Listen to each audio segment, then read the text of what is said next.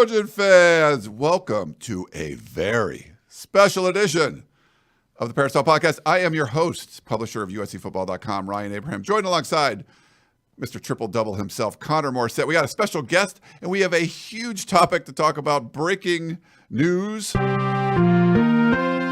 world of USC athletics with Reggie Bush getting his Heisman Trophy back. So we're going to talk about all that, but we got Kamari Ramsey here. Follow him on Twitter at Ramsey3K, the USC safety who transferred in from UCLA following Danton Lynn over here to USC, was representing the defense after USC spring game on Saturday. So we're going to talk all about what Mr. Ramsey's doing here as a USC Trojan and working with this new look USC defense, which normally would be the biggest headline ever, but it was kind of funny to see this whole Reggie Bush thing going on. But first of all, Kamari, thanks for coming on. Appreciate it. And what were your thoughts on Reggie Bush getting his Heisman back? It's been something that I think should have happened a long time ago. I think he deserves his Heisman. He earned it. He put in the hard work to get there and earn that trophy. That's a special honor to earn. So I just think that it's great to see that he has it back and fight on. Yeah, we have a special guest coming on a little bit later too. We have two special guests in one show, but we're gonna talk all about what's going on in the world of USC football with Kamari. But we want to just kind of get his thoughts on Reggie Bush. Also wanted to thank House of Victory. I'm going to put a little graphic up here if you do want to donate to House of Victory and help build the USC football program and the USC athletic department, helping the student athletes like Kamari. You can do that through House of Victory. They've set up these interviews with us, and it's great. We really appreciate guys like Kamari coming on. Jacoby Lane last week was awesome. We had Miller Moss, a bunch of players. So thanks again to House of Victory. And Kamari, I wanted to get you talking about it a little bit. I know there's a big event coming up on Monday with the Legends of Troy, where a bunch of, you're going to see Lincoln Riley there, Eric Musselman, a lot of current coaches and former players like Mark McGuire and John David Booty and Mark Sanchez, a bunch of guys going to that. But what have you been doing with House of Victory, kind of getting, since you've come over to USC? What sort of, community outreach have you been doing with House of Victory? Going to the Boys and Girls Club, so we just go and have fun with the kids, spend time with them, just to get their mind off things that may be happening at home or away from school. So that was a good experience to give back and spend time with the kids and play football, play basketball, talk to them, give them advice, things of that nature. And also going to feed the homeless at Midnight Mission. That's a very humbling experience. You get to see a different side of the world that you don't really see. And just to give back and help those people get some meals that they probably haven't had in days or things like that. That was a very humbling experience, and also just brings you back down to earth. Like that could be you at any moment, at any time. So those are two great things that I've done with House of Victory. That's great. Now, my mom worked with the homeless in Boston for many years, and I do like a Meals on Wheels program now. I'd like to volunteer for. So it's great. I mean, volunteering is great, but it's also, you feel good about yourself too, just going out and doing some outreach and helping. We'll get Connor again here in a second to ask some questions, but I just wanted to see what how your experience has been like at USC so far. You've been on campus for a few months. I mean, unique kind of coming from the crosstown rival there, but what's it been like being a Trojan these last few months? It's been an easy transition. The players made it very easy. They opened me with welcome arms. They just made it very easy, just showing me around. And then being from Cali, I've always kind of been knowing about USC and been around USC a little bit. So it's been an easy transition. The campus is a lot what I'm used to, as far as I went to a small high school. So the smaller campus is easy. That's kind of what I'm used to. So it's been an easy and a good transition. Kamari, it's great to be with you. I'm curious, we've heard your name a lot from the coaches this offseason. Lincoln Riley said you've been one of the most consistent players on defense, and he also said you've raised your stock a lot this offseason. What's allowed you to be in that position? I'm sure working under Danton Lynn before has helped, but what's that been like for you, and what does it mean to have the head coach say so many positive things about you? That's definitely a big deal. That's Lincoln Riley, one of the greats to ever do it. So, but it's just been knowing the defense. This is my second year under Coach Lynn, just knowing the defense. So I'm able to play a lot faster. I don't have to think a lot. I don't have to, what do I have on this play? As soon as I get the call, I know what I'm doing. So there's less thinking. It's just read and react. And that's allowing me to play a lot faster, be a lot more comfortable, and I can just make plays and fly around. Now, you redshirted the year before Danton Lynn got to UCLA, right? Yes, sir. UCLA's defense wasn't ranked very high, similar to where USC's was in 2023. Danton Lynn comes in, a lot of the same personnel, and you see a significant jump in defensive performance. Could you see something like that happening at USC as well? Does it look like there's the pieces in place where you can kind of make that sort of jump that Danton Lynn was able to do his first season at UCLA? For sure, we gotta come together and buy in as a defense. So I think it's the main thing is believing in what Coach Lynn is calling and believing in the scheme. That's the first step. It doesn't matter what he called, we have to execute that at a high level. So that's the first step, and then just trusting each other, making sure we know our responsibilities, and just doing our job first. That's the main thing before trying to make plays. So just make sure you do your job, and the plays will come to you. And I think we do have the pieces in place to make that jump. Kamari, where have you helped Danton Lynn the most, would you say? He's teaching everyone this new defense. You have all the experience in it. You and John, of course, coming over from UCLA. But when maybe guys aren't getting something that Coach Lynn is talking about, or maybe the coaches aren't involved in the weight room, you're running over plays with guys. How have you helped Coach Lynn get this scheme, convey the scheme to some of the USC players who weren't with him, of course, last season? Just being that extension of Coach Lynn. Sometimes players in meetings aren't comfortable asking questions. Maybe they just, I don't know, maybe they just don't want to ask a question, or maybe they don't want to seem like they don't know. But so I'm just being that extension of him, answering questions, meeting with players before meetings or after meetings, or answering questions even during practice. So just being that extension of him and answering questions is something I've been doing to help players learn the defense faster. So just doing that has helped a lot, even with me, just making sure I know what I'm supposed to be doing. Even though I've been under Coach Lynn for a year, I still got to be on top of my game and know what I'm supposed to be doing, and what everyone else is supposed to be doing. We got a super chat from Judy. Hey, Judy, thanks. Hey, we're doing the House of Victory show. You can just scan the QR code and donate to House of Victory. You don't have to donate to us. We do appreciate that, but thank you so much for the shout out there, Judy, and being in the chat and everything.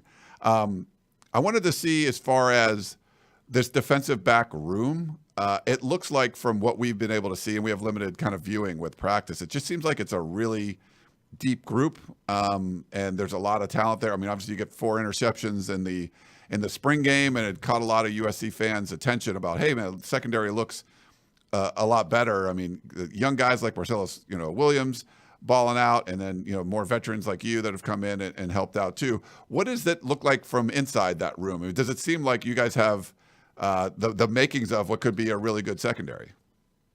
Most definitely, just the communication of knowing what everyone's supposed to be doing, knowing what our job description is, and I think Coach Belk has had a huge impact on that. Just he's very strict on the details, on the little details, which show up a lot. So I think as a defensive back group, we for sure have a chance to be great and do a lot of great things. We just got to take it day by day and I'll get better as a group. Kamari, I want to go back to Danton Lynn for one more question on him. Like Ryan talked about, so your first year at UCLA, I believe you appeared in 4 games, but you redshirted, and then that sophomore season, the first under Lynn, you were one of the best players in that secondary and really took a major jump from not playing a whole lot to being one of the most important players on that defense. Of course, you always had it in you. I know you prepped at Sierra Canyon. They do a great job over there. But how did Danton Lynn help put you in the best position to succeed and help you make that big jump? He plays to our strengths. So whatever you're best at, that's what he's gonna do. He's not gonna put you in a position where you're weak at. So obviously you can't hide any player. So just being the player I am, I'm very versatile. I could play many different positions. So Coach Lynn knows that, and he's put me in the best position to make plays and do what's best for the team. So that's just Coach Lynn seeing that, and his scheme is all about that. Everyone on the field, he's going to put them in position to make plays. He's going to play you to your strengths. He's not going to play you to your weaknesses or anything like that.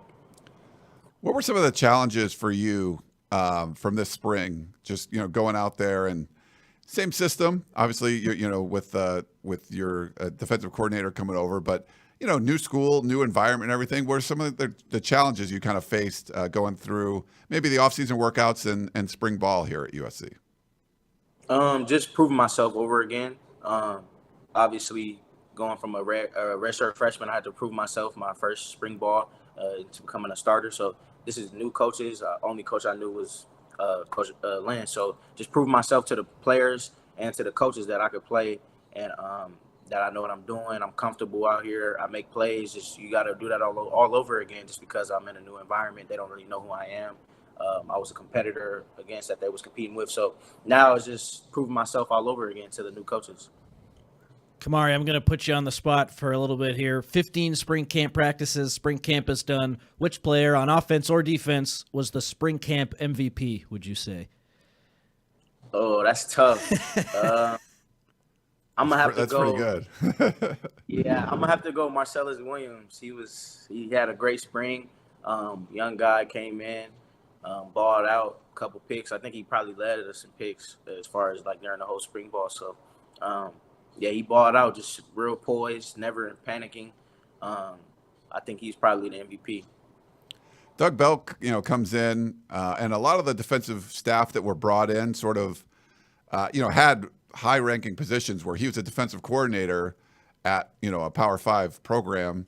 What has it like been working with him and, that kind of experience he has of actually being, was the sitting defensive coordinator when he got hired in by USC? Oh, it's been great. He's young. He kind of relates to us a little bit. He's he's like a little younger. So, and he has the knowledge. He's been with Nick Saban. He's seen a lot of ball. He's seen how to do it, the way to do it, the right way to do it. So it's been great to learn from him because he has a lot of knowledge and he's strict on those little details that can help us win. So it's been great.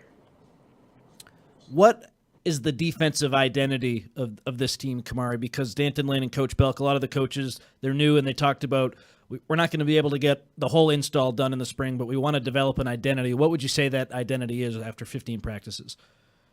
We're for sure still developing an identity. I don't think you can just get a true identity in just all 15 practices, but we're for sure working towards being aggressive defense, putting the pressure on the offense, never let the offense dictate anything, and just making sure our communication is right and our effort and then attacking the ball. That's three things that we pride ourselves on, and that's what we're going to continue to do. We had a question in the chat from Blackie Chan Gaming. Who was your favorite wide receiver to defend against in the spring? Maybe the hardest guy that was to cover, or your favorite to just go against, however you want to answer it. It's between Zachariah Branch and Mekhi Lemon. Those are two fast slots. They're both quick. Could do a lot. They could run any route in the route tree. They have good hands, and so just guarding them that keeps me on my toes. Keeps me good. So when I do it in the game, that's gonna make it real easy. But they're both real competitors, and going against them is for sure made me better. Kamari, I'm curious. Last season, UCLA makes the big turnaround on defense, and a lot of the players up front for UCLA spearheaded that. You, of course, were in the secondary and a big part of that too. Does USC's defense is currently constituted remind you at all of UCLA's last season? I know it's going to be a little bit different, but that unit was able to take a big step forward and make a big turnaround. With USC, the pieces are a little bit different. What gives you the confidence that USC can make that same jump? Confidence comes from Coach Lynn. I think the scheme is over everything. He's going to find a way to put the best people out there and put them in the right position. It doesn't matter who we have, what we have. He's gonna put us in the best situation to win. So I think that's the major factor right there. Even last year we had great players, Latu. So we had great players all around in the backfield, in the defensive back room, in the linebacker room. So even now, I just think it's a totally different defense, but he's for sure going to put players in the right position to make plays. One of the rule changes that's happening, there's the 2-minute warning thing. You can give your thoughts on that if you want, but the in-helmet communication, and you would probably be a candidate for someone that would be wearing the helmet.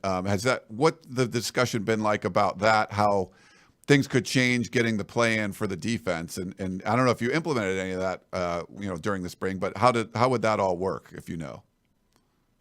I think it will probably shut off at a certain time on a play clock, but it is good just as extra communication we can have from the coaches, and that's something that we can see.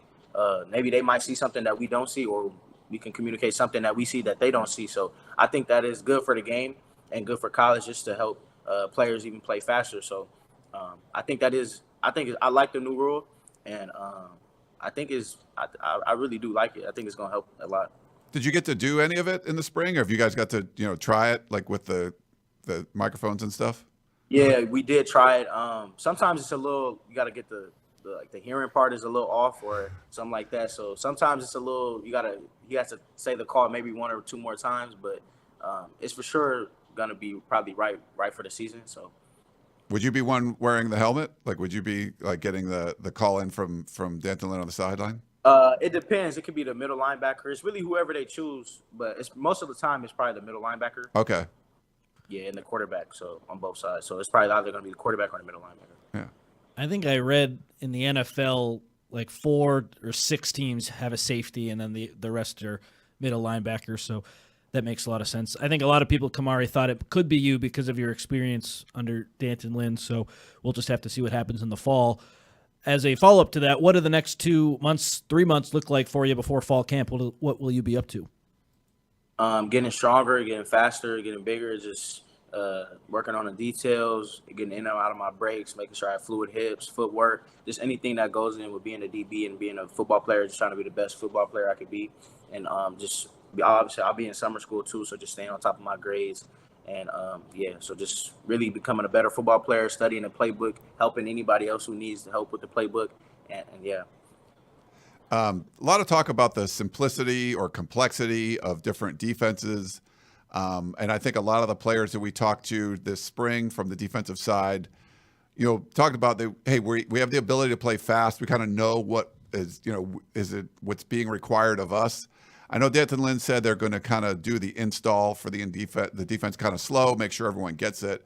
You've been around it for a while. Is it something that has like this?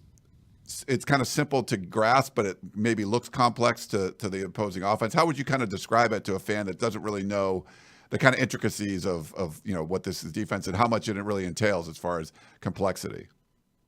I think it's simple, but it is complex when you look at it. So the way, as far as a quarterback may look at it, it's complicated in that way. But as far as how we communicate and the calls that we get into, it's simple.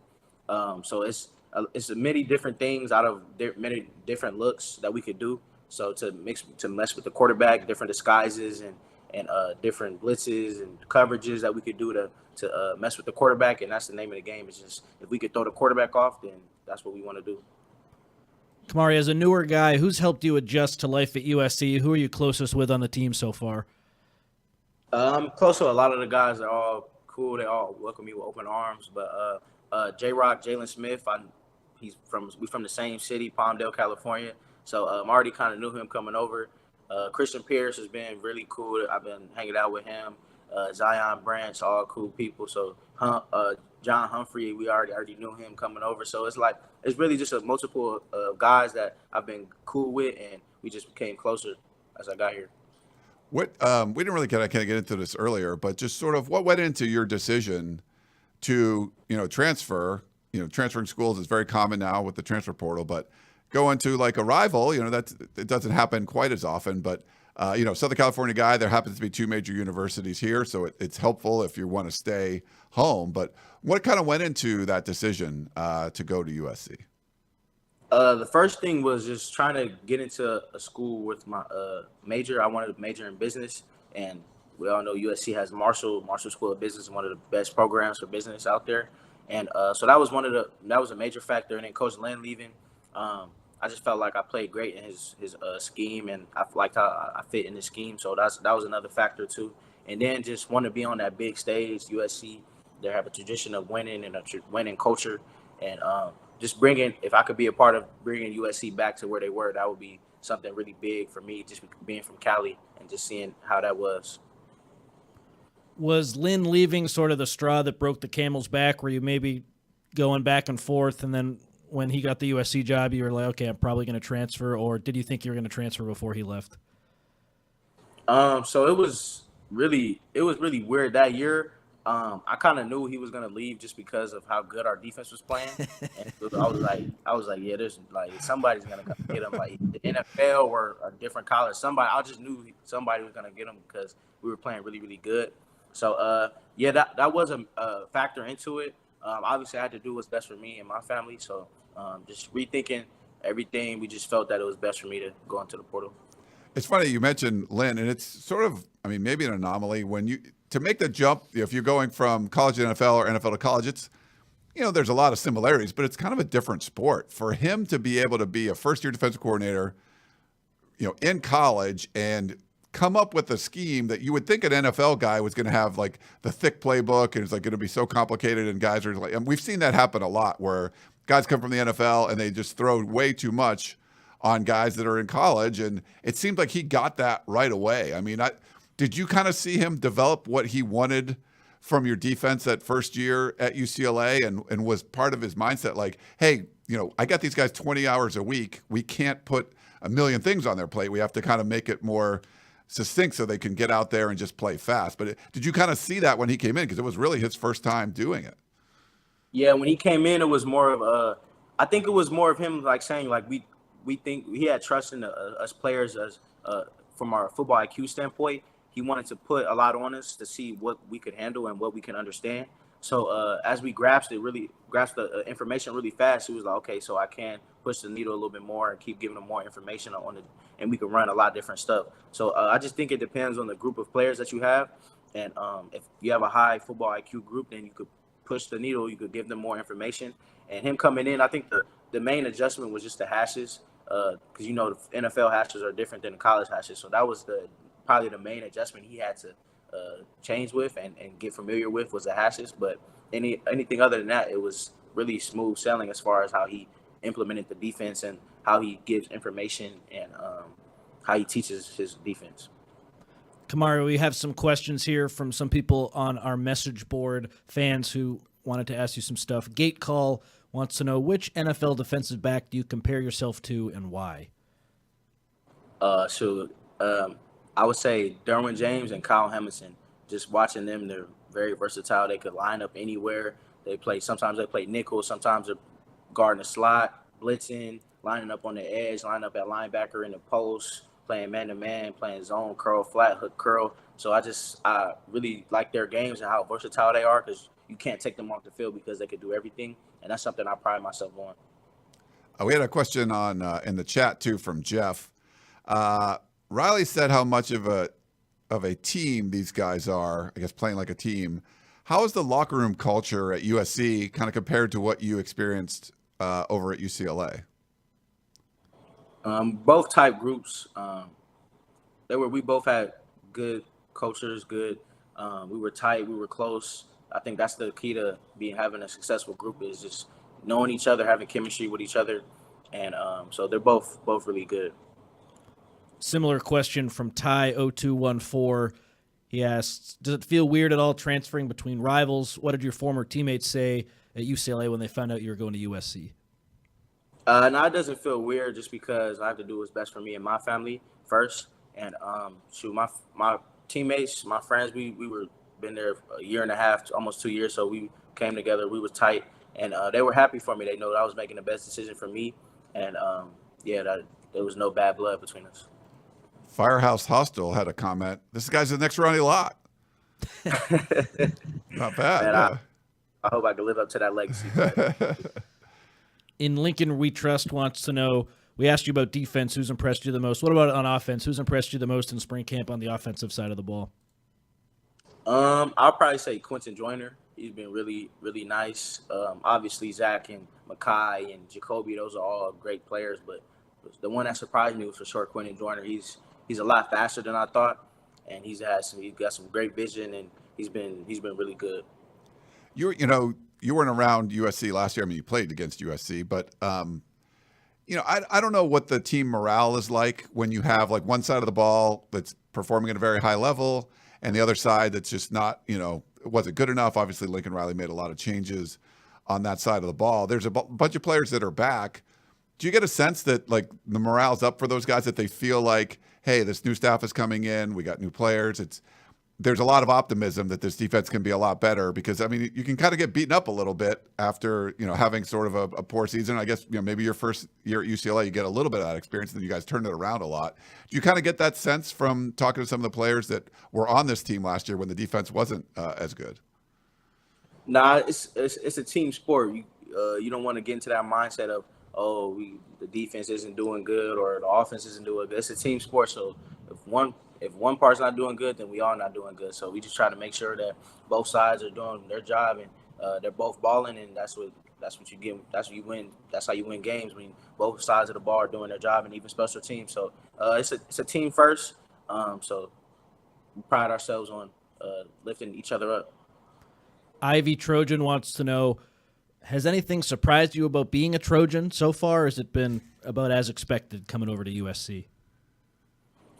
Just the media, I would say, the media attention and the different types of questions you get asked, and just the exposure around the being a Trojan. I think that's the main difference that I've seen and that I wasn't really prepared for. Would you have interests outside of college, outside of the football world? Are you like a video game guys or other sports you like to play? What are some of the kind of interests outside of football? I do play chess a lot. I'm for sure probably the best player on the team. All right. Sure. So I pride myself on that. And I like video. I love video games. It's like real peaceful. Something just to get away from sports and all that. And I like shopping, just being out, doing things like going bowling, watching the movies. I like movies and TV shows. So, but for sure, probably my favorite thing is probably playing chess. Wow, what got you into playing chess? That's really amazing. In high school, me and my friends, we would play at lunch. So they were playing, and I didn't understand the game at one point, and I didn't like me and my friends were real competitive, so I didn't like how they knew something I didn't know how to do. So once I saw that, I was like, okay, I gotta learn. And then at first they were beating me, so I was like, yeah, I gotta really keep playing so I can get better. Yeah, I just start beating them, and then that's that real competitive nature that we have going on. So then we were just going back and forth, and then we just every time at lunch we're in the library playing chess, or after school we're in the library playing chess. So anytime, or we're at home playing chess against each other online. So that's where that came from. It's fun. It's one of those things where it'd be awesome to be great at chess and like going to Central Park. You see those guys playing against each other or wherever, and those outdoors, so you can walk in there. You can hold your own. That's great.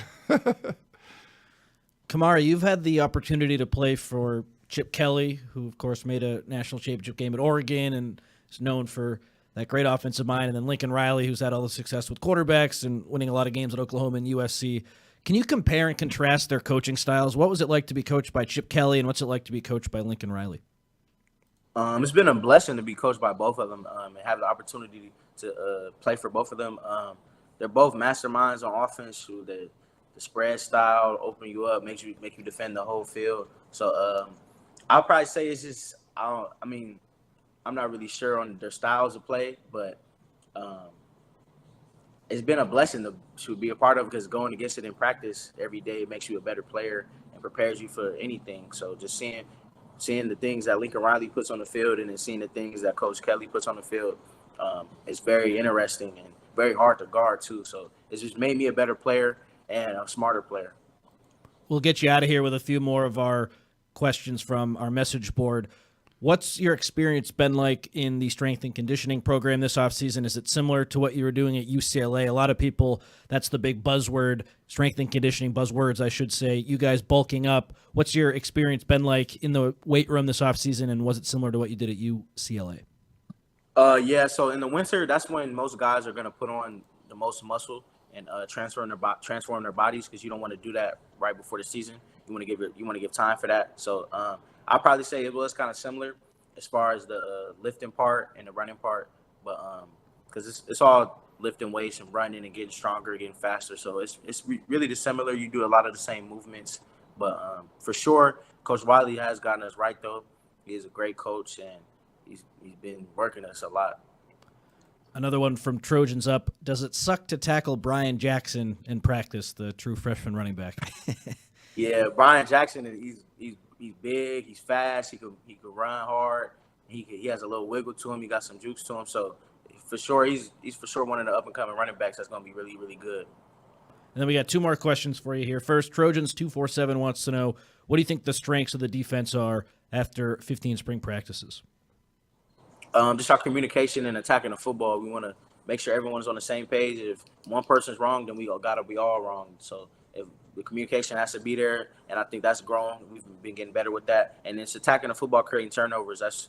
You want to do that as that's what great defenses do, is attack the football and then getting off the field when we need to on third down. So I think attacking the football is something that we've pride ourselves on this spring. And the last question from BN2240, if you could go back to your freshman year self and give yourself advice, what would it be? Ooh, I like that one. Just keep grinding. Everything will take care of itself. Love it. That's awesome. Well, I have to apologize because before we were talking, and Kamari was early, great. He came on. The lighting looks good. It sounds good. Everything. And I'm like, I told him Jacoby Lane was amazing last year. I don't want to do that. I don't want to put him in a weird spot, but he absolutely crushed it. Just killing. We really appreciate you coming on, man. You're great. You're definitely a guy that USC fans will be rooting for. And we appreciate you taking the time. I know you're busy and everything that's going on. So thank you so much for coming on. Appreciate you for having me. All right. Well, everyone, that was great. We still got to talk about this Reggie Bush stuff. So what we're going to do is take a quick break. We'll come back. We'll say goodbye to Kamari. Thanks again. Follow him on Twitter at Ramsey3K. And we'll be back in a minute, everybody.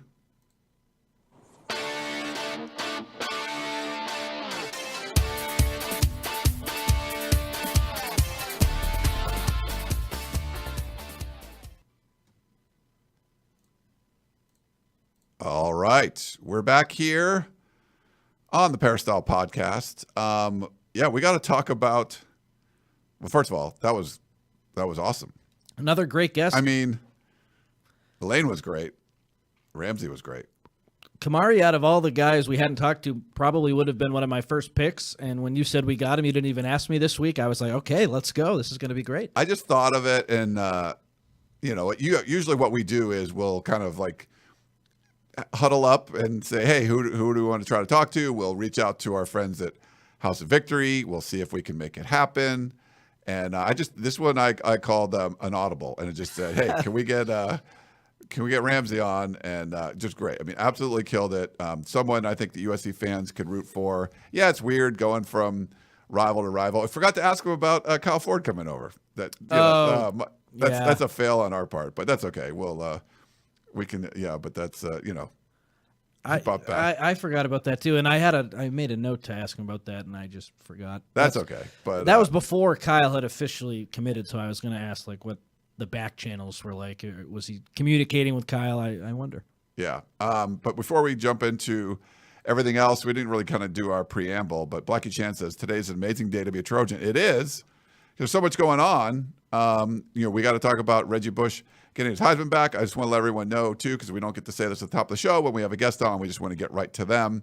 Questions or comments, you can email us, podcast@uscfootball.com, or you can call or text us at 424-254-9141. And if you do we haven't had a review for a while. If you have the Apple Podcasting app, you have an iPhone, get on there, go to the Apple Podcasting app, Peristyle Podcast, leave us a review, 5-star rating. It really helps out. And if you have Spotify, you feel like listening on Spotify, I think that's the second most popular way that you can listen to the Peristyle Podcast.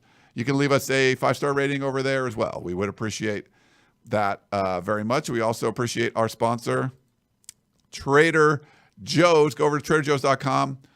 I'm a griller. I like grilling stuff. And, usually you're talking about grilling.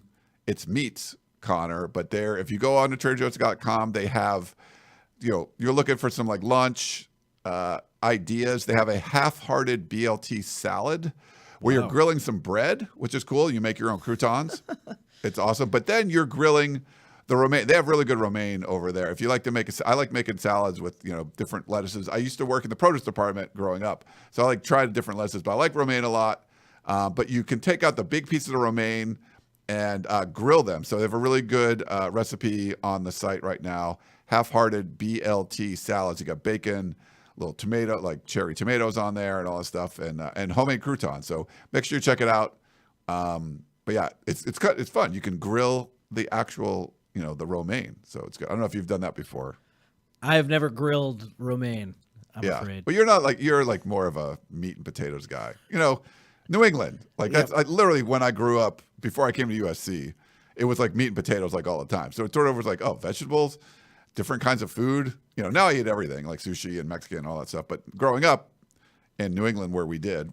If you guys don't know, Connor and I were like 5 minutes from each other, like where we grew up. Although I was like a year or two before him, or 30 years before him, whatever it is, 25 years, something like that. All right, we got we do have we got to talk about this Reggie Bush stuff. Do you want to put that through? Yes. So we have you might hear this. So we're gonna have a little special guest potentially, if this works. Do you want me to hit the free on Skype or the covered by subscription? This free on Skype. I think it's it should be just the call thing. Yeah. Did it not work? It said your guest isn't online. Oh, okay. So it should be the cell. So do the covered by subscription then. Yeah. We were trying to do this before. So here we go. All right. So who are we? We got a phone call. I just put it up on the screen if you're watching us live. This is what we're trying. So I'm teasing it. Do you guys remember? Hopefully he answers. He's usually hard to get a hold of, but we'll keep trying otherwise. We're trying to get Dan Weber, former USC beat writer. I told him like this exact time. He's going to be in the car. It's his wife's birthday, so they were going out to dinner. He's on the East Coast right now. And I've got this. Hi, this is Dan Weber. I've got this many. I'm not able to take your call right now, but please leave a message. Unfortunately, so what I'll do is, so we're not going to get Dan right now. I will. We'll try him a little bit later. I'll send him an email while we're kind of talking about all this and make sure that he's online, and we'll try to call him back for that. But yeah, we want to get Dan Weber's take on this because he's been covering this forever. He covered the trial with Todd McNair, and we did have a lot of requests to get Dan on the show. So we are trying to get him on. But yes, he's not the easiest guy to get a hold of. So, but I told him this exact time. So we'll try again in a couple of minutes, and would love to get his thoughts. But I want to get your thoughts, Connor. We found, we had heard yesterday. There was some text going on between us and the staff and everything that something big was happening, and a lot of it we're kind of like, well, maybe it's like a booster, or like an NIL thing, or something like that. And turns out like later that night we start getting word, hey, this is like Reggie Bush is going to get his Heisman back tomorrow. We're like, oh, okay. And I had reached out to a couple of Heisman winners from USC, and they were not aware of this. So this was kept pretty quiet. And then early this morning, Pete Thamel broke it, and then it was announced a little bit later on. But he gets his Heisman back. I have a picture up here if you're watching on YouTube with a lot of Heisman Trophy winners. This was tweeted out by Tim Tebow. A bunch of guys there, Steve Spurrier. There's a bunch of Heisman winners there. Lincoln Riley put out a video of, thanking Reggie Bush, and, this is long overdue. There was so much social media reaction to Reggie, officially getting his Heisman Trophy back. USC will get a replica back in Heritage Hall for all that. So good stuff. But I just want to kind of get your thoughts, Connor, on Reggie and getting the Heisman Trophy back. I think now, especially in 2024, it's just crazy to look back at the history of the award and see what wrongs get your Heisman taken away. I mean, there's some other characters in that group of Heisman Trophy winners that have had some other issues pop up in their lives, and none of them were ever even close to losing their Heisman, or most of them, I should say. So I'm so happy for Reggie Bush and his team. I was at the press conference last summer, I believe. I think it was in August, when him and his lawyers announced that they were suing the NCAA, and they were working hard to not only get his Heisman back, but get the wins that were vacated and his statistics back. And I think that's a separate fight. But I'm glad now that he does get the Heisman Trophy back, especially because it was just so way overblown. And even with the new rules now, guys getting paid with NIL and stuff, it's just crazy to look back at when Reggie got his Heisman taken away. Like, it was, even though a lot of guys were getting paid, like the fact that something so small could lead to something so massive, I think is crazy to think about, almost 15 years removed since he did get his, or over 15 years removed, since he did win that Heisman. 2010 is when he officially gave it back. It's just crazy to think that something so small led to such a massive sanction on USC and Reggie Bush, and I'm glad he got his Heisman Trophy back. I think it was fully deserved. Yeah, and it was definitely a different time. And yeah, it's funny I mean, because you're a younger guy that, not really around, this is 2010 you're talking. There was a different feel. It was like, I think what made USC fans the most upset was that USC was cheating. And I think there's different levels of it. Now, a player getting some kind of benefit for being good at football is obvious. It happens all the time. It doesn't, but back then it seemed like the worst thing you could possibly do for whatever reason. Yeah.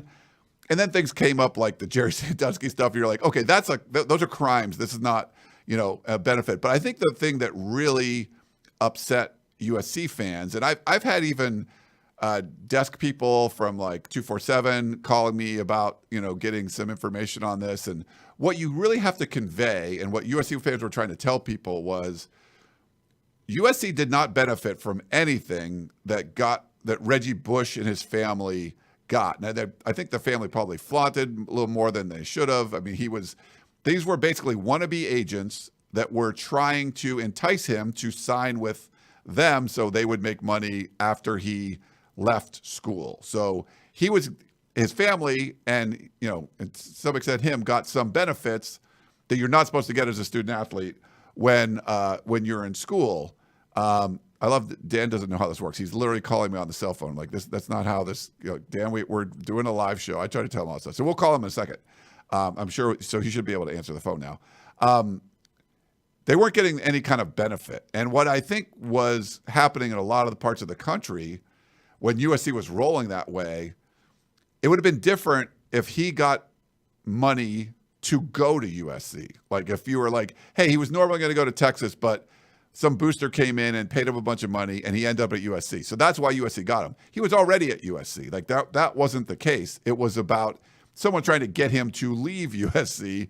USC as a football program did not benefit at all from Reggie Bush and his family getting impermissible, at the time, benefits. Where you have something like what Auburn did a few years later, and Cam Newton and like his father couldn't come to the Heisman ceremony. I mean, he was paid money to go to Auburn, and he goes there and they win a national championship. So Auburn directly benefited from this impermissible benefits because he was receiving compensation to go there. So that was the big difference, where you're like, okay, USC wasn't benefiting from anything that Reggie Bush did. And I think that was like the biggest problem that a lot of people don't understand. I have a picture here too of 2019. Marquise Stepp scores a touchdown. Reggie Bush, Matt Leinart, and the Fox crew are on the sidelines, and he comes over to Reggie Bush and gives him and daps him up or whatever, and recognize him. So the picture, you see Reggie kind of, celebrating the touchdown with him, and USC got a 15-yard penalty for that. So just one more penalty there, but I think it was worth it. It seemed like a cool moment. I believe it was Marquise Stepp from that 2019 game, but yeah, Connor. So it's the agents who were involved with the whole Reggie Bush thing. They had nothing to do with USC. They were separate. They just wanted to make money off of Reggie Bush. Yeah. So that is a big difference. And I'm a huge believer of no matter what happens off the field, and like steroids is different, but I feel like Barry Bonds is the home run king, and that might piss people off. What you do on the field is what you do on the field, and taking away a Heisman Trophy because some guy got paid by an agent and his family a little bit, like that never really made any sense to me. It wasn't like he did anything that even got close to warranting his Heisman being taken away. I think it was just a big S-storm at that time, and USC cheated, and they have all these violations, and it snowballed into him eventually having to forfeit it. I mean, he gave it up on his own, remember? Like, it wasn't like at first he got taken away. It was such a big talking point and such a big moment in time, and there was so much scrutiny that he felt the need to give it away. That's how under the microscope this all was, and now years removed, we can all agree that was crazy. Yeah. You want to try Dan again? He tried to call me again, so I'm used to this with Dan.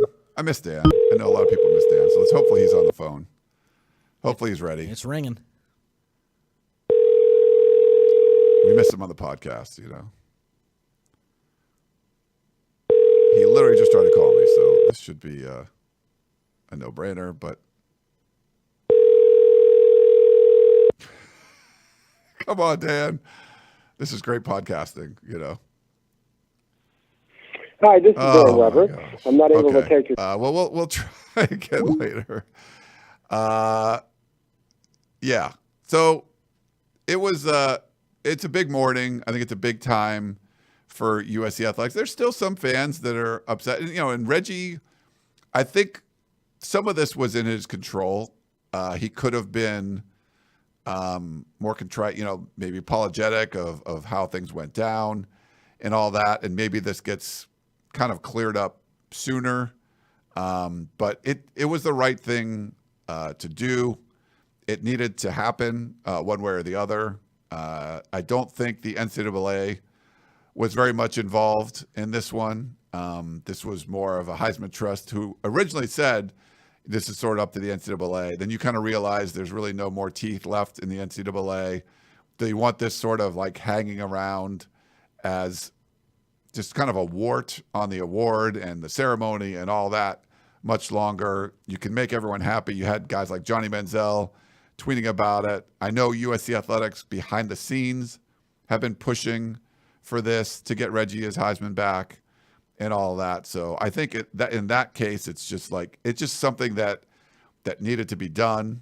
And kudos to them. I think they kept things pretty quiet, but they still had a group of Heisman winners gathered. They had him there ready to do all this. So pretty cool. The kind of the way it went down and everything. And it's good to just kind of move things back. And if you're keeping track, this is one of those things. He's trying to call again. So, Connor, I'm going to let you opine a little bit. I'm going to try to answer this real quick and see if I can talk him into just letting us call him. So take it over from there. I thought in The Athletic today, Stuart Mandel wrote a really good column, and the biggest paragraph that I took away from it all was, over time, the sanctions that USC were incurred on USC would be viewed as a case of egregious overreach by the committee, but not in June of 2010. If anything, it confirmed the widely held belief by fans of the Trojans' competitors that Pete Carroll's dominant program must have been cheating, even though the shady figures giving Reggie Bush the money had no connection to USC and were just shamelessly trying to get a piece of Bush's future NFL earnings. I thought that really summed it up perfectly. The cheating that everyone thought was going on, they were just looking for a smoking gun. This was it, and then you had this whole S storm. Would you like me to call Dan again? Yeah, give him a call again. We'll try this for the third time. I think he understands how this works. He used to do this a lot, but hopefully he answers, because we were teasing it. People wanted it. Hey, Dan sorry. Weber. You're live on the Peristyle Podcast with Connor Morrissette and me. Thank you for answering the phone. Thank you. We got a late start. I'm at one of the absolutely great steakhouses in America, but we got a really late start. It's really crowded, and they don't take reservations. So anyway. Happy birthday to your wife, Diane. Yes, she's it's near the University of Dayton campus, and we started coming here when I was the SID at Xavier, and we played Dayton every year. And this place is the Pine Club. If you ever come to Dayton, Ohio, the Pine Club in Dayton, Ohio is as good as it gets. So just there's the plug. All right. Well, a little plug there. Well, Dan, no one has been on top of this story more than you. Connor and I talked about it a little bit just before we kind of got you on. It's, big deal around USC. I know we both know some Heisman winners. I had reached out to a couple, and neither of them knew that this was coming, but they're very happy that this transpired. I just kind of wanted to get your thoughts on it. There's a column up on uscfootball.com that you wrote that was really good. But just kind of get your thoughts on Reggie Bush and getting his Heisman back finally. Yeah, it was obvious he, deserved it. This had to happen. The best thing about it, after Reggie getting it, is the fact that they aced the NCAA out, and the NCAA can't take any credit. They could have, told the Heisman that everything's fine and Reggie deserved to have it back, but the NCAA couldn't do that, wouldn't do that. And now they're never going to get credit. In the worst miscarriage of justice in NCAA history, they're never going to get out from under it. They had to end up, paying Todd McNair off, and now they've got to sit back and watch the Heisman on their own after saying for years that they kind of were, waiting for the NCAA, and then Heisman went ahead and did it. I think, to be honest, I think guys like Marcus Allen had a lot to do with this. Marcus called me up months ago with kind of a very quiet. Marcus is kind of a under the radar sort of a guy, and that's how he operates. I know I talked to Brian Kennedy today and congratulated him because I think Brian got it like jump started kind of when it had gone kind of quiet in terms of the returning the Heisman to Reggie, and put up all those billboards and forced people to take a look at what the heck is going on. And I think that was, it was kind of a team effort. I think just Jen Cohen showing up at Reggie's induction into the College Football Hall of Fame, and the College Football Hall of Fame, taking Reggie the way they did, and everybody was so thrilled. It was just a whole lot of people involved in this. It was kind of a team deal, and I think everybody can feel good about it. And I just like the theme of, I always said to people, fight on is kind of I think the greatest motto in college football. And this was a case of people fighting on, Reggie took longer than everybody else, but I think we all kind of have fought this battle. I mean, I think you've been great in terms of allowing us to fight that battle, and that's just kind of what's happened over decades now of righting a wrong and a terrible wrong where they didn't care about the NCAA didn't care about what this was going to do to Reggie and Todd and USC football. And it just like, so what? Well, turns out USC now has the most Heisman trophies, the most, we're guessing, they'll have the most overall number 1 picks, and USC's still standing no matter what people try to do to USC. And I hope that reminds everybody what a special place USC is and can be. And I like it, the fact that, USC was tied for most Heismans and tied for most overall number 1s, and now they're no longer tied. They're number 1. And I like it that those people that aren't number 1 anymore are going to have to look at USC, because USC's earned that spot the hard way. And I just think it's great. Dan, great to hear from you, and happy birthday to your wife, like Ryan talked about too. I will tell her. Thank you, Connor. Very much. Yeah, you're welcome. I'm curious, going back to 2010, can you just kind of set the scene? What was it like when Reggie decided to give up his Heisman? Why did that need to happen? 2010 was just such a different time in college athletics. Can you just describe what was sort of going on back then? Yeah, I think USC kind of had made a decision that if they just keep quiet, keep their head down, act really nice, do all the right things, the NCAA will stop picking on. I mean, for some reason, I always thought there is a reason that USC ended up getting treated the way it did. For some reason, the NCAA, the teams that matter most of the NCAA, the SEC team, Ohio State, Michigan, Oklahoma, those teams feared Texas, feared USC in a way they didn't fear one another. It was almost kind of maybe an irrational thing in a way. And in a way, it was like, if USC is as good as USC can be, they will be a little difficult for us to handle. And I think there was this sort of a rational kind of, they were happy it was just a 2-team playoff until then, because they could ace USC out a little bit. And, had there been a 4-team playoff, USC probably would have won 2 more, maybe 3 more championships. And so, there was this sense of, they actually had the guy from the University of Miami as the head of the infractions committee. Think about that. Paul D was, he had by far the most notorious modern college football program. And he was the guy they allowed to say things like, well, we wanted to make USC worse than Miami. There was nothing they could do to make USC worse than Miami, but he got away with it. on the infractions committee.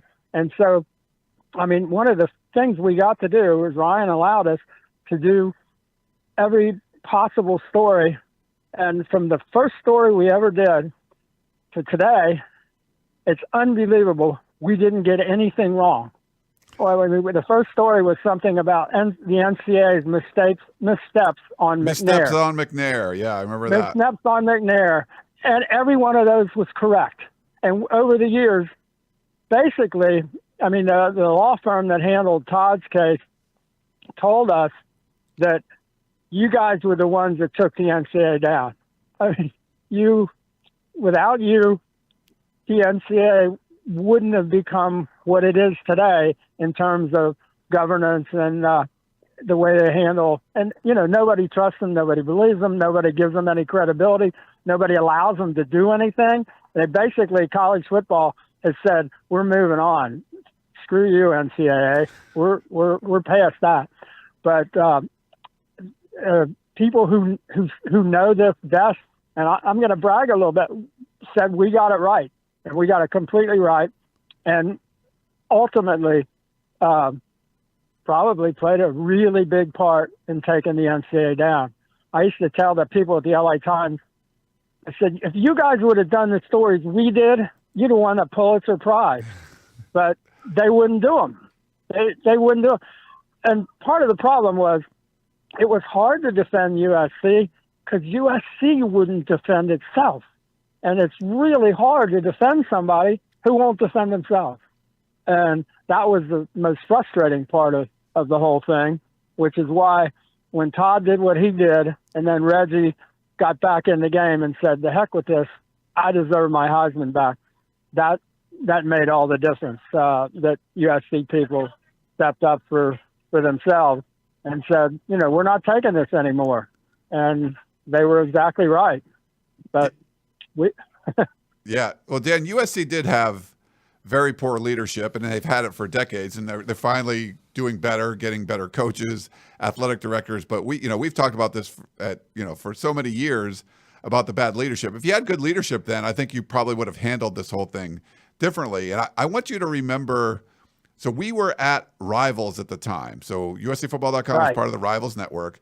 And the outlet that broke this story was Yahoo Sports, who basically our parent company. A lot of the USC fans on the Peristyle were really upset with us because, like, basically the company, they're subscribing to is the one trying to take USC down. And I think I remember talking to some of those writers that wrote about this. And I mean, I remember the attitude was like, yeah, they did some really crappy stuff. And then the more you dig into it, it was like, okay, there was impermissible benefits for Reggie and his family, but nothing that helped USC. We just never got that sort of, oh, I get it. Like, but it just seemed like the narrative was this is like the worst thing ever. And the mindset's different then. Like now people are just like, that was so dumb that none of that made sense. But at the mindset of the time just felt like, man, USC was dirty, dirty, dirty. But the more we dug into it, it's just you didn't find that kind of dirt that was like, how did USC benefit from this at all? There was never any benefit. There was no dirt. There was nothing. There was nothing to connect USC to anything. And so what did the NCAA do after 4 years, longest investigation in NCAA history? They're under pressure now. People are, the Oklahomas and Texases and everybody are saying, well, where the heck is the USC thing? So they just basically went ahead and made it up. They made the connection up between, Todd McNair, assistant coach, he must have known he was Reggie's coach. Well, Reggie must have known. I mean, I remember being on the Sunday that they announced bowl pairings, and Reggie was on the phone. And I won't go into too much detail. It was obvious Reggie did not want to be part of most of what was going on. And he made that clear. And he wasn't pushing it or benefiting from it directly.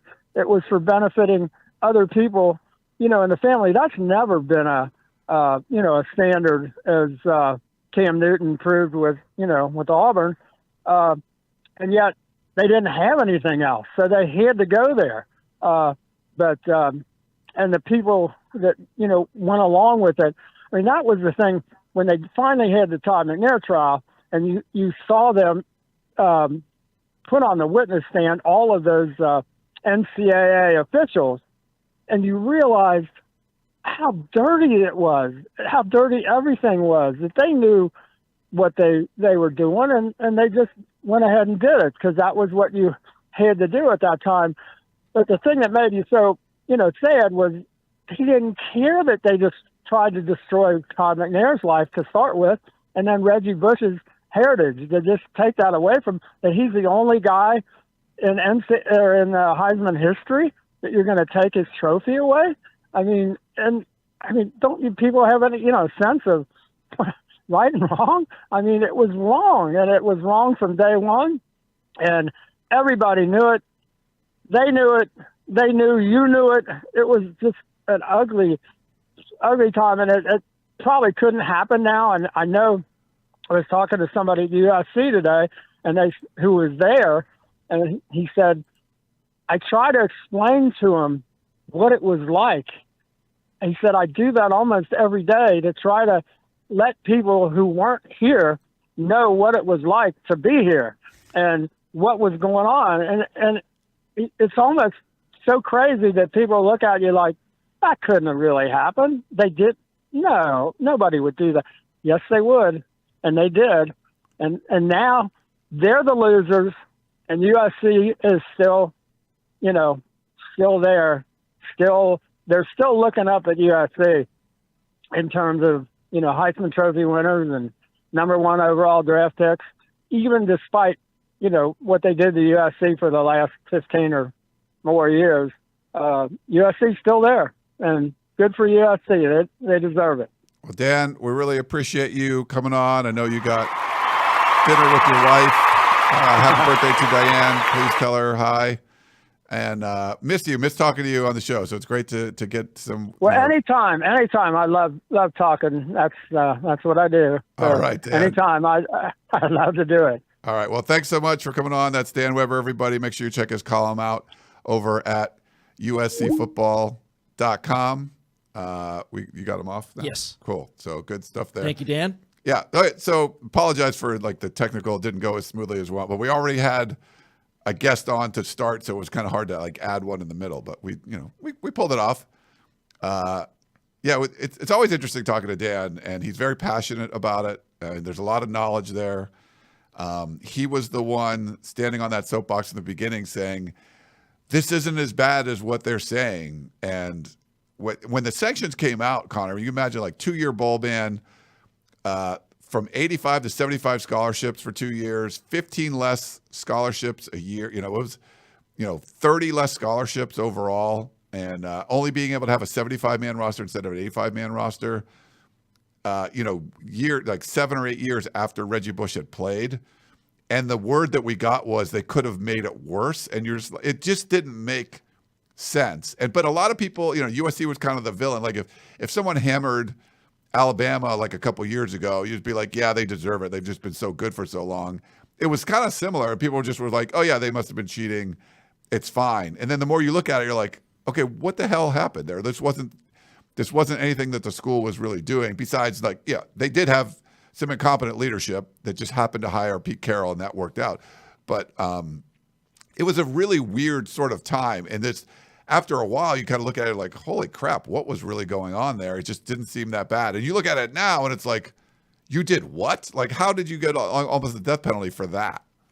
Dan's point about the guy from Miami being the head of the committee of infractions, too, is hilarious. Miami, all those really good teams, but all the stuff that was going on down there, and I think in the 30 for 30 documentary, I need to brush up on my Miami history, but they had guys paying them to go play there, all those really good players. Yeah. And it was just a different set of rules for USC, it felt like. So I thought that was a really good point from Dan, and I wasn't aware that Miami, that had all these issues that sort of got swept under the rug, a representative from that school was leading the charge against USC. That's not a very good look at all. No, Paul D., who passed away, but he was the head of that. And Missy Conboy, who was the athletic director of Notre Dame, was on that panel too, so USC's chief rival. There were some just really sketchy stuff that was going on. But great to hear from Dan. And hopefully you guys get a little feel. If you're a newer USC fan, you haven't been around a long time. We've been covering this from the very beginning. That Missteps on McNair article that we had put up, that got a lot of traction. But it was sort of like when we put that out there, no one was really listening. They were just like, oh, USC should have got hammered. That's just the way it is. And then you go back and look, and Dad's right. Like, it was everything we put in there was correct, because the Todd McNair trial comes out years and years later, and they're trying to prove that he did something. I remember there was one aspect of it where they're like, the phone call between Reggie and Todd McNair was like a minute, and he was in a club trying to impress a recruit. I forget he was a super stud that went to Ohio State. I'm blanking on his name, but he was like one of the best players in the country. And like Reggie's literally at a club with him and trying to like hook up with McNair to tell him something. But it was like a 2-minute phone call. And that's what the NCAA kind of used to make this connection that Todd McNair knew what was going on. It just didn't make any sense. It was sort of like what Dan said, where they'd come up with a conclusion and then they had to try to figure out the path to get there. And the more you look into it, the more the least there was. And I think that's what made USC so kind of interesting and compelling. I'm sure there was impermissible benefits going on. I mean, that happens all the time. There are places. But like USC, it didn't have to happen nearly as much. It's just not, there's no Alabama, Georgia, Florida next to USC. USC was just sort of like the big dog. And if you wanted to go to play major college football, in the 90s, you left California because USC was bad. No one was really good. They all went to Florida, Miami, Florida State. Pete Carroll made it so it was cool to stay here. So basically that was like your only option. If you want to play big-time college football, you went to USC. You didn't have to go out and drop bags for recruits to get them to come, because it was sort of like if they want to stay here, they can. It was the SEC and those are way more competitive environments, and I think there was more of that kind of going on. And it was just hard to kind of believe that USC, even with some poor leadership, was still able to perform at such a high level. And it was kind of unbelievable. So you're like, oh, they must be cheating. And then the more you look into it, everything, all the evidence, and you're just like, there wasn't anything. USC didn't benefit at all from this. How are you hammering the school? So, man, it's crazy. We made T-shirts at the time. Our 75 are greater than your 85. So it was basically saying like, we'll beat you with we're going to beat you with 10 fewer dudes. And those were really popular at the time. And we got the signs up on College Game Day and stuff. Those are fun times, I mean, it was weird. And I got to get the scholarship distribution chart back up. But the whole reason we started that was because you didn't know how many players were on. It was hard to tell. And you're like, oh, you can only bring in like 15 guys in a class instead of 25. That was like a real big one. Like the 10 less overall is one thing, but only recruiting 15, and you didn't have transfers the same way. It was hard to restack your roster when you could only bring in 15 instead of 25. Now it's pretty much unlimited. You could do whatever you want, but there were limitations. So people would, you could count backwards. You could, there was blue shirting. There was all these new things that were going on that you were trying to figure out, like, what is a blue shirt? There was a lot of weird stuff for the scholarship math to try to work. So I never was like a scholarship math expert, but we had to dig deep during the sanctions because there was so much weird stuff going on, and with Lane Kiffin and all that, and then Sark, and crazy. Well, brighter days ahead now, that's for sure. A lot of memories. Well, we got to talk. I know. I'm sorry. That took a long time. The spring game happened too, by the way.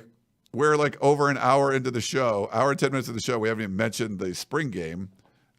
Maybe a little bit with Kamari Ramsey, but I mean, I thought your instant analysis with Chris was really good. It's one of those things where how much you're going to take away from the spring. I think you got to feel good about the defensive scheme is going to be better. It looks like the secondary is going to be really good. Again, it's the spring game. Like it's hard to tell. Vanilla offense is being run, all that kind of stuff. But if you just want to look and say, I didn't see players like looking at wristbands. I didn't see, confusion. It just seemed like dudes kind of knew what they needed to do. They were playing the ball. It just looked like, if you're looking at the organization from like a 35,000 foot level, it looked like, okay, you're looking at the factory floor from really high up, and you're like, oh, that looks pretty efficient. Like, I think they know what they're doing. Like, if you look at last year, you'd have been like, what is going? I don't know exactly the nuances of how they're making all these widgets, but it doesn't look like these people know what they're doing. Now you're looking up from the top of from your tower up there, and the manager, overlooking at the factory, and you look at the floor, widgets are getting made. I don't know if they're good widgets or not, but it just looks like things are organized, if that makes sense, if that's a good takeaway from it. Things were way more organized. I mean, in last year's spring game, Caleb Williams played one series. It lasted 3 plays. They scored a touchdown, and the defense was terrible. So nowhere to go but up from there. And then this spring game, different personnel, different coaches, a lot's changed, but offense doesn't score in that first possession, and then I think it was back-to-back interceptions. So the defense clearly made a big improvement. It is the spring game, so you got to take it with a grain of salt. But just comparing spring game to spring game, it's hard not to have that takeaway that the defense was a lot better. And I rewatched the game yesterday on TV after being up in the press box for Saturday, and a few notes. I thought Elijah Page at left tackle, he looked really good. And I felt like you might not be able to take away a ton from the game action itself, but you could take away stuff from where guys lined up. And I thought Desmond Stevens, the true freshman linebacker, having a series with the first-team defense alongside Eric Gentry. It was the first-team D-line, Gentry and Desmond Stevens, and then the first-team defensive back group. Desmond Stevens, I think, is a guy who we haven't talked a lot about, who, in my opinion, I don't know if he's going to play this year, but I think he might have the highest ceiling out of anyone in that linebacking group right now. He showed up on campus in really good shape. He looks big, and I think that kind of him playing with Eric Gentry goes to show that the coaching staff is really high on him. So I felt like in my rewatch, Elijah Page and Desmond Stevens really stuck out to me. But yeah, like you said, Ryan, overall, the defense did look a lot better, but now it's time to prove it in the fall. Yeah, I think if we heard a lot of great things about what Danton Lynn can do. He turned things around at UCLA. You could say, well, the schedule was easier. I think it was. But, I mean, just watching that defense, they looked like they were doing, more guys doing the right things. And it seems like now on this USC defense, there's more guys doing the right things. And you got guys like Kamari Ramsey, who, looks like he can be a real stud for USC. And having that leadership role, having the knowledge of the defense is helping. And when, if he's seeing a guy like Marcellus Williams stand out as a great player, like a young player like that coming in, there's a lot of, reasons for optimism. And I think both lines, there's going to be some question marks, and we'll see what they kind of do in the transfer portal. But a lot of college football is going to be about like coaching and just putting guys in the right positions. Like you could have we've seen USC for years have way better players than a lot of teams they played and just get out-coached and out-schemed and lose those games. And so I think USC fans are used to, we need to have way better players if you're going to have a chance. If you could have pretty good players, like maybe you have really good players in the back seven and pretty good players up front, but a really good defensive scheme and guys are being developed, I mean, you can go a long way with that. I mean, 2 years in a row of like historically atrocious defenses, there's only one way to go but up. We thought last year there was only one way to go up, but that was not the case. But I think now, I think if you get like some really good defensive line talent, maybe there's a chance to be great or elite, something really good on the defensive side. But just from what I've seen, it just should be a lot better. And I think, that can spell wins in a season where you're just not giving up points and easy plays all the time. Which we saw USC do for the last 2 years. A lot of shooting yourself in the foot the last couple of years, that's for sure. I mean, we don't have to relive it, but just Braylon Shelby trying to cover the wheel route and then the missed coverages in the Oregon game. Stuff was happening where it was like, okay, a below-average defense doesn't allow this, and USC was below a below-average defense. So to what you said, nowhere to go but up. I like some of the additions, too. I like that they got bigger on the outsides with some larger cornerbacks. DeCarlos Nicholson was probably the MVP of the game. If you had to give a spring game MVP, in my opinion, I thought he had that great pass breakup on the first series on a ball that was a little bit underthrown by Miller Moss. On the TV replay, I thought it didn't look as underthrown as it did in person. I thought it was a decent throw, and he just made a nice play, and then he had a pick, I believe, the next series. So he looked really good, and I think there's no question that guys will be put in better positions. I'm just a little weary to guarantee this big turnaround when I said there was going to be one last year, and that didn't happen. So I think it's possible, and I probably think it will happen, but I'm not guaranteeing anything. Yeah, we don't get to see much. Like what we do get to see, like I showed this clip from practice. We get to see some DB drills.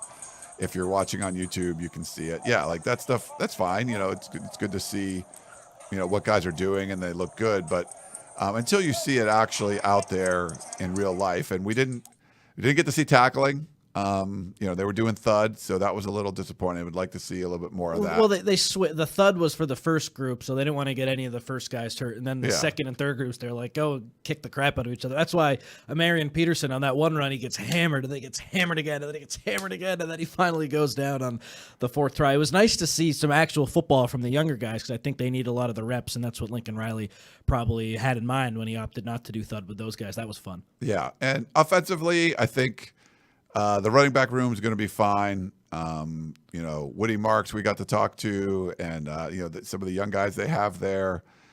Quentin Joyner, I think Kamari shouted him out. He shouted him out. I mean, he's someone. I think he only got one carry, right? He didn't get a lot of touches. No, and I think that's Jacoby Lane, who we had on last week, had that one-handed catch. Not seeing much from him. I think there's reasons a coach might not want to put as much on tape for an opponent. You got LSU coming up. Maybe you don't want to show too much. Joyner's not going to get that much. But, the fact that Ramsey would be calling him out, that's kind of impressive. That receiver room it's not as deep, but it's very good. I mean, all four of those sophomores can play. I think they're fine there. We'll see. The offensive line isn't super deep. And they're, probably still going to bring in like a right tackle or something in the portal potentially. And I think the quarterback play will be fine. Maeva just, he's very athletic, so it was cool to kind of see him take off and run a little bit. Miller Moss didn't look like he did in the Holiday Bowl, but I'm not worried about him either. I think it's just one of those things where I feel like they're going to be pretty good on offense again. Like it's Lincoln Riley. They got players. They'll be good. It's still, to me, going to be they'll probably take a step back from where they were with Caleb Williams, but how much? Are they still a top 10 ton of offense? Top 10, I think they can be. But if the defense goes from 116 to 50, we talked about that last year too.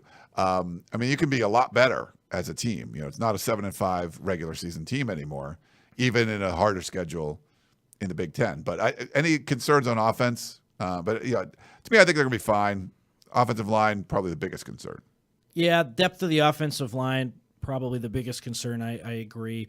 I do think Alani Noah will end up starting at right guard, even though he's still battling Amos Talele. I think that's probably Alani's spot after having an impressive camp in the summer last year, and then during the season he dealt with some personal things, so he didn't get as many reps, but I felt like he had a really great start to his USC career. Now he's back on track, so I think he'll lock down that spot. And then Mason Murphy at right tackle, it sounds like he's made a jump. If one guy gets hurt, I'm a little concerned, especially at tackle, but they will address that.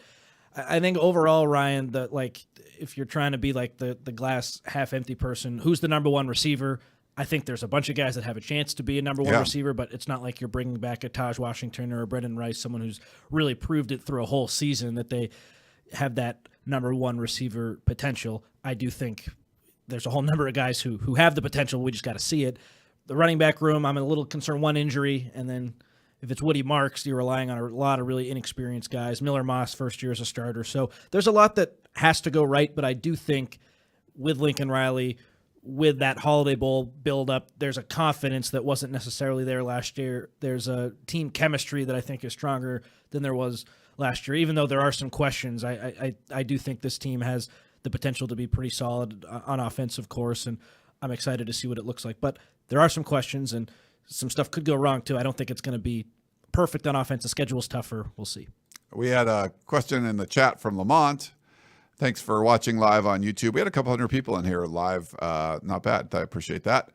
I didn't like the quarterback play in the spring game. Do you think it was because of the vanilla play calling, or should we be worried about it? I don't think you should be worried about it. I think that Miller Moss showed in the Holiday Bowl what he can do, and that was one game, but another camp with Lincoln Riley, and then he'll get the fall camp with Lincoln Riley, and then into the season. Like, he's ready to go. He's waited his turn. He he has all the traits that you'd want in a quarterback off the field, and then on the field, I think he showed that he is good enough. I think Riley was holding a lot back, and I do. When the real season comes along, if the offensive line holds up and Miller Moss has time, there are just so many game breakers in the receiver room that USC should have a really easy time moving the ball. I am a little bit worried about the tight ends. If Lake McCree isn't healthy, Cade Eldridge was the starter and he struggled blocking in that game. I feel like the blocking from the tight ends isn't good, but you can overcome bad tight end play, especially in a Lincoln Riley offense where the past couple of years they haven't been utilized a ton, and Lake McCree will be back. I feel like you kind of need him because I don't know if the tight ends are going to be ready. We had a couple text messages and an email. Two of them texted an email about the same topic. Kenny says, now that Reggie's getting his Heisman back, will USC try to get the BCS trophy back? And then Casey in Madera says, with Reggie Bush's Heisman Trophy given back, do you think USC will get the BCS National Championship Trophy back, or have they moved on? So it's separate. This was the Heisman Trust just giving Reggie his Heisman back. Now you're talking about the NCAA. I did reach out to somebody at USC about this, and they were sort of like, this is a completely different thing. Can we just focus on, the positive that Reggie got his Heisman back? So I don't think, yes. So I mean, USC fans are going to instantly kind of move to that. I mean, we'll see. Like, there's a lot of wins that have been vacated in the NCAA over the years. I mean, that organization's days, at least the way it's currently constructed, I think are numbered. So we might see something on that front, but that's nothing that's kind of like piggybacking on the Reggie Bush Heisman thing, at least in my opinion. Reggie did sue the NCAA back in August, and that was to get some of the wins unvacated, if that's a word, and get his stats back in the record book. So I have no update on the status of that lawsuit or how today affects that. So it sounds like he's doing everything he can. Is USC doing everything they can? It might be a losing battle because off the top of my head, I can't think of the NCAA ever saying, oh, we messed up here are your wins back. Maybe it's happened. I'm not an expert on the history of the NCAA. That's not something that really interests me that much. It seems like maybe a little bit of a lost cause. That stuff's so stupid. I know for USC fans, of course, you want the win to be recognized, but everyone around here recognizes it. It happened on the field. If the NCAA, a toothless organization, doesn't recognize it, is that going to keep people up at night still here in 2024? I don't think that should. So I get it. You want it to be recognized by the governing body of the sport. I don't know if that's worth losing sleep over right now. Yeah, they're changing course on anything that could avoid getting sued. That's kind of what they're focused on right now. So all the rule changes, you can now transfer unlimited amount of times, where they didn't want to even transfer once. It's basically because you're getting these lawsuits and they're trying to avoid all that stuff. So maybe Reggie's lawsuit will end up being part of that too. We had another text message. Is Reggie Bush the Rosa Parks of college sports NIL? He should have a street named after him at every university campus. Also, do you think the corrupt NCAA will ever admit their shameful practices and fully reinstate Reggie's records and USC's wins? I'm not holding my breath. So that was the same part. But yeah, I think Reggie was a big part of why NIL is here to stay now. I mean, even before social media in 2004, USC didn't have, or the Los Angeles didn't have an NFL team. The Matt and Reggie show, they were superstars on campus and in the city, not just on campus. They were big men in Los Angeles, and he would have made a lot of money if name, image, and likeness was a thing. I was listening to Bruce Feldman talking about, you could see a booster saying, I want Reggie Bush to come to my kid's birthday party. Here's $250,000. Like, he could have done that all off season. He would have made millions. So I think he's sort of like the godfather of like NIL. Like, this guy's bigger than the sport almost, and he's not making any money off of it. Now he would. So I think he was a big part of like, NIL being what it is today.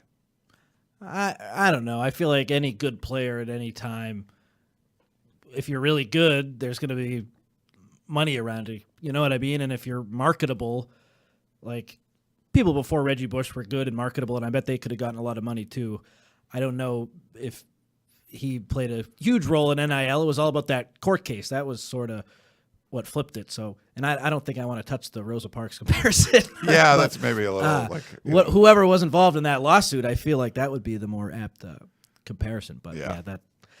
You know what I'm saying though? Like, yeah, he would have gotten paid, but there are a lot of other people I think who were like Vince Young. I'm sure in the same breath that Texas would have gotten a lot of money when he was there. So for sure, I don't know if Reggie necessarily pushed it through, but he's an example of why NIL should have been able to profit off of your name, image, and likeness a long time before you were allowed to. Being around that team, what made it different, Connor? And it's hard to understand because there wasn't the social media like. Vince Young would have had a ton of Instagram followers, and when he wins that national championship, he'll never pay for a drink in Austin again.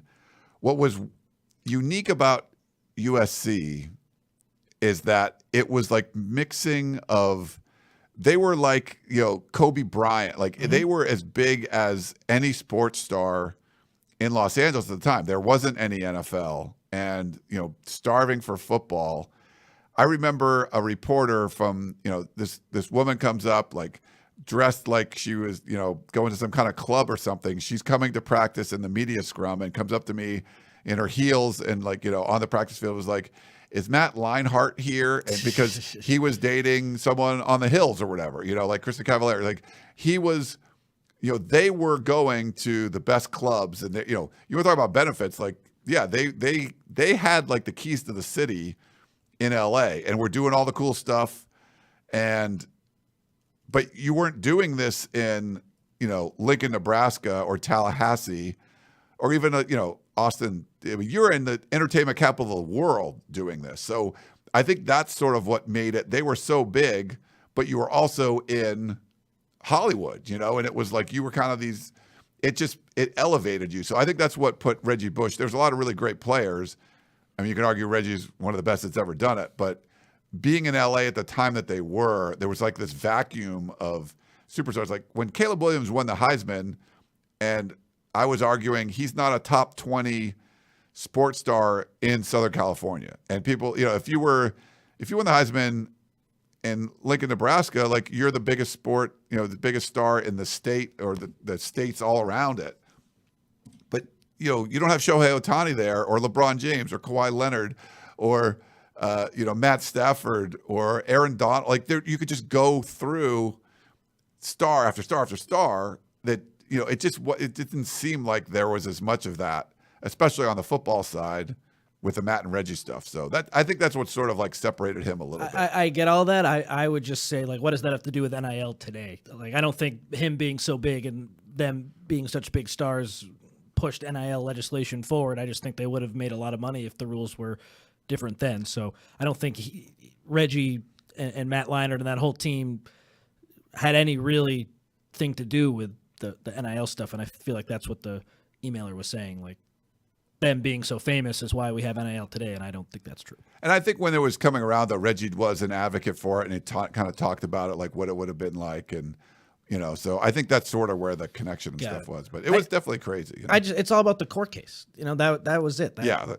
I mean, well, and it's not like there was a vote on it. Well, it was the California law first. So the California passed that where, hey, you can make money off of that. And it made sense, but California's was sort of like, I think it was at the time like 2020 or 2021. And it was going to start in 2023. And I think Florida was the one that was like, yeah, we want to do that.